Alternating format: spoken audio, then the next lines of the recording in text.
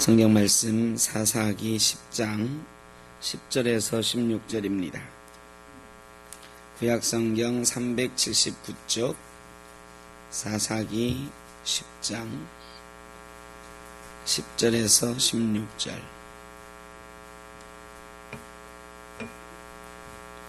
사사기 10장 구약성경 379쪽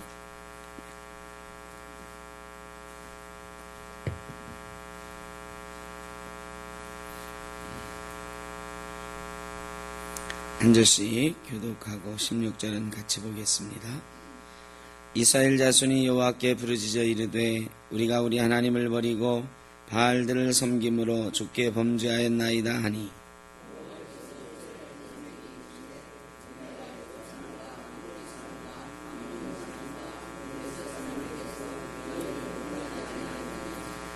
또 시돈 사람과 아말렉 사람과 마온 사람이 너희를 압제할 때에 너희가 내게 부르짖음으로 내가 너희를 그들의 손에서 구원하였거늘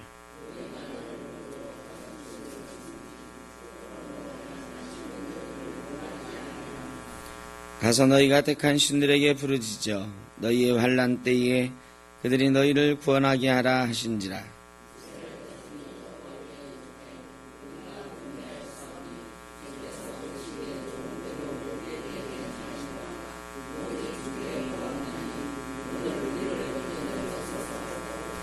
자기 가운데에서 이방 신들을 제하여 버리고 여호와를 섬김에 여호와께서 이스라엘의 권고로 말미암아 마음에 근심하시니라. 아멘. 디자우로 한번 인사하시죠. 잘 오셨습니다. 반갑습니다.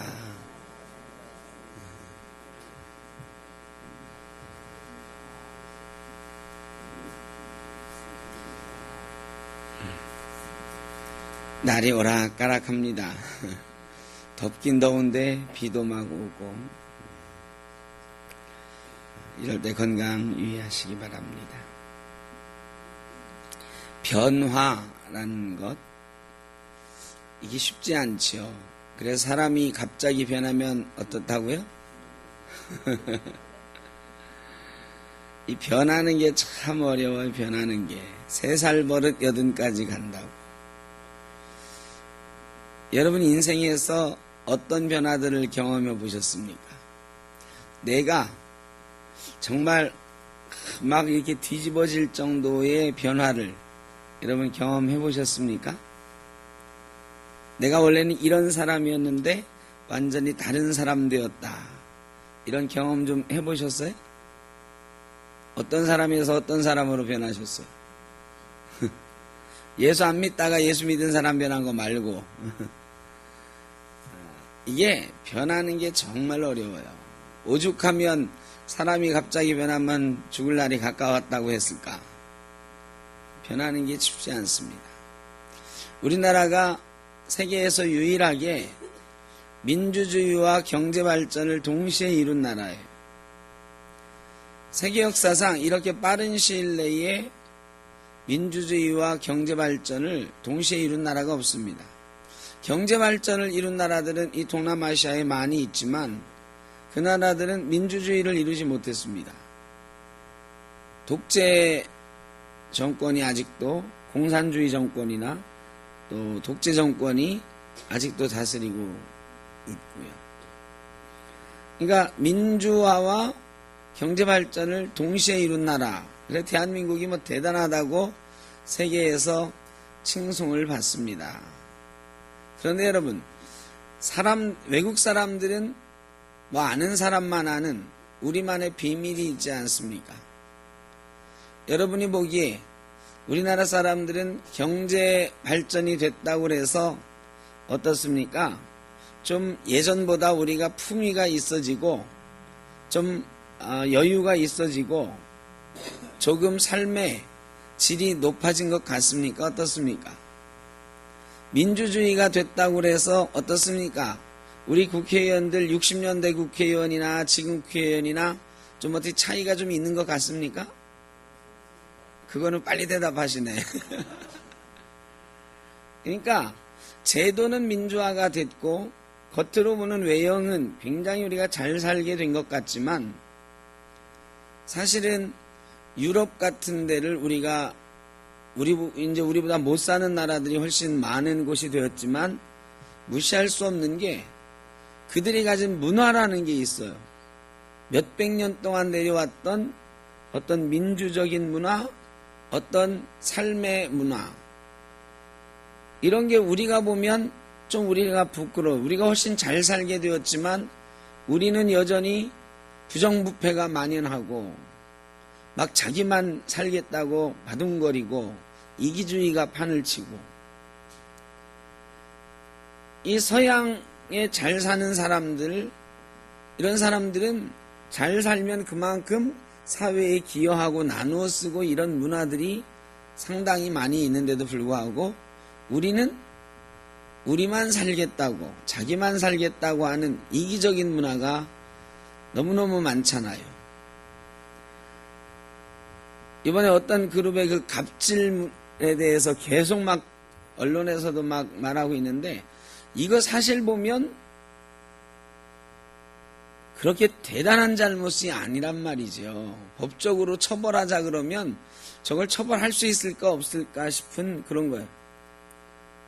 누구에게 욕했다, 누구에게 물잔을 뭐 던졌다 안 던졌다, 이런 거 사실은 법적으로 재판 가서 처벌받으려고 하면 다 기소유예나 집행유예 뭐 이런 정도 되는 거죠. 별로 벌금 조금 받든지. 그런데 지금 난리 난 것처럼 막 뒤집어지고 있잖아요. 왜 그래요? 우리 국민들이 오랫동안 재벌들, 잘 사는 사람들에 대해서 불만이 막 쌓여 있었거든. 재벌들은 막 잘 살게 되고 큰 회사들은 점점 부자가 되는데 국민의 삶의 질은 점점 안 나아지는 것 같으니까. 우리나라 10대 기업이 쌓아놓은 잉여 자본이 한 180조쯤 되거든요. 그러니까 우리나라 10대 기업들이 가지고 있는 돈 많이 벌어가지고 잉여로 남겨있는 돈이 180조쯤 돼요. 삼성만 해도 80조쯤 되죠. 삼성 한 회사만. 그런데 이걸 가지고 투자를 좀 해주면 좋겠는데 안 하거든요. 물론 뭐 계획이 나름대로 있겠지만 어쨌든 이 큰 기업들은 점점 부자가 돼가는데 그 부자가 돼가면서 그걸 우리 나라 전체가 나누어 쓰지를 못해요. 그런 것들에 대해서 우리 국민들이 오랫동안 참아왔어. 왜냐? 기업이 잘 돼야 나라도 잘 되고 나라가 잘 돼야 우리 국민도 잘 산다.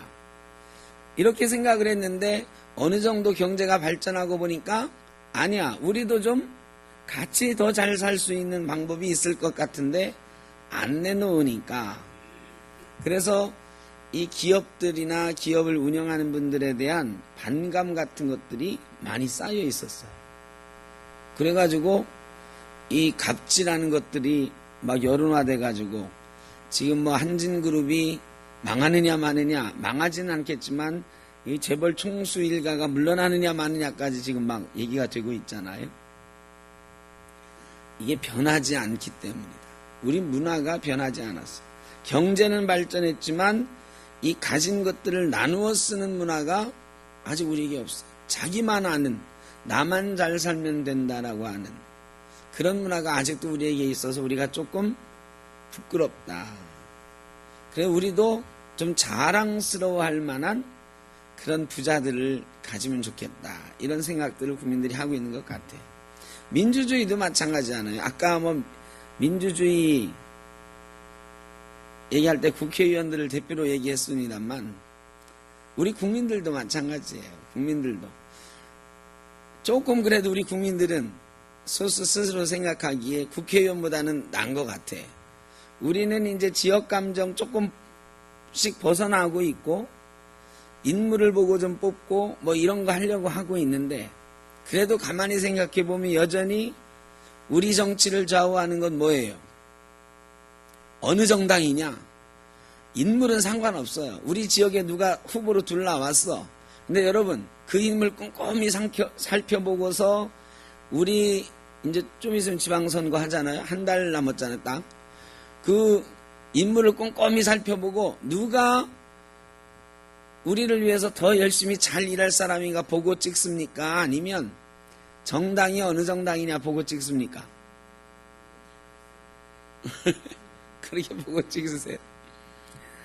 그렇게 찍으셔야 됩니다. 그런데 아직 우리는 대다수가 어느 정당이냐를 보고 찍어요. 어느 정당이냐. 별로 후보자, 여러분 요번에 후보자들이 얼마나 많아요. 그거 다 살펴봐요? 잘 안 합니다. 그거 공부 열심히 해야 돼. 시장, 구청장, 시의원, 구의원, 교육감, 이거 언제 다 일일이 꼼꼼히 살펴봐요. 완전히 몇 시간 공부해야 알까 말까인데, 그런 건 상관없어.